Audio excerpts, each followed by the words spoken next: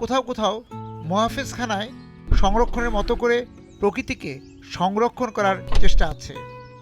৭০ গ্রাম হারিয়ে যদি একটি গ্রাম ধরে রাখা যায়, অবিকল আমরা যেমন গ্রাম চিনতাম বা যেমন গ্রামে আমাদের আবাস ছিল ঠিক তেমন করে, কিন্তু সেই চেষ্টার মাঝেও নগরের আঁচড় পড়েছে। হয়তো মোড়ক আছে, কিন্তু ভিতরের যাপনে শহুরে অস্থিরতা।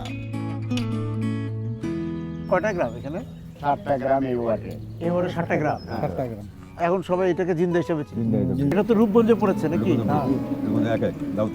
নারায়ণগঞ্জে একে পড়েছে। এই যে 7টা গ্রাম, এই 7টা গ্রাম আপনারা যেরকম দেখেছিলেন সেই রকম তো আর নাই। শহর হওয়ার আগে অনেক ওই সবজি টবজি করতো, আম কাঁঠাল যা আছে সবই হইতো। এখন তো সবাই বালু টুলু পালায় ইটি করে সিটিওয়ালারা নিচে গেছে, আবার উপশহরে নিচে গেছে, মানে আবাসন হয়ে গেছে সব। এই যে মনে হয় এই সাইডে মনে এই যে এই বিলের মধ্যে ধান হইতে ধান দেয় গ্রাম 70, এটা তো পুরো ভালো ভালো হয়েছে। 70টা গ্রাম নিচে চলে। পূর্বাচল নিয়ে গেছে 70টা গ্রাম। 70টা গ্রাম। খেজুর রস আমাদের বাড়িতে প্রতিদিন একটা জন্ম রস হতো জাল দিলে। অনেক এই এলাকা পুরো এলাকা যত 100 টাকা আগের যে ঐতিহ্যবাহীটা ওইটাই অনেক ভালো ছিল। মানে গ্রাম হারায় এখন আফসোস হচ্ছে। এখন আফসোস হচ্ছে।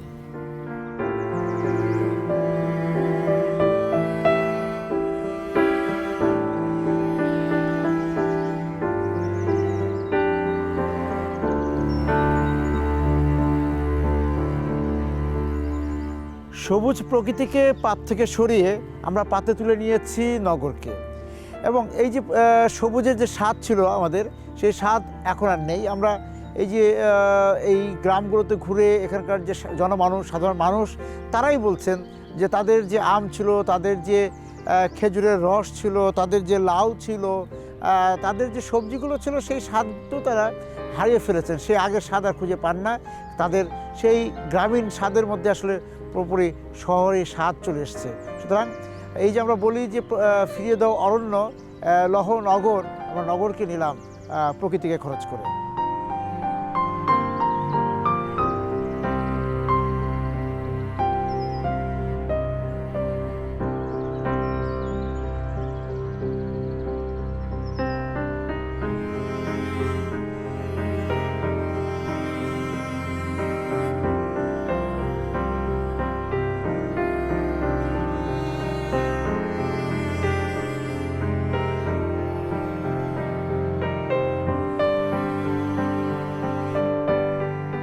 এই সমবায় গ্রামটা কিভাবে তৈরি হলো?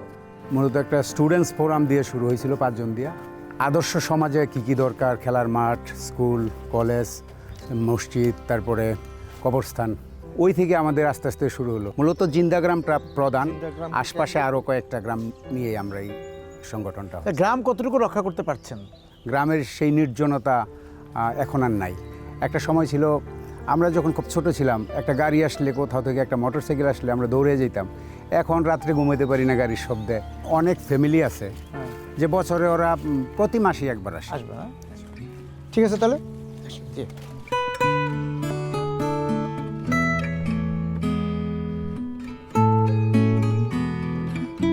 বিকাশে কম খরচে ক্যাশ আউটের লিমিট বেড়ে 50,000, প্রিয় এজেন্টও 2টা।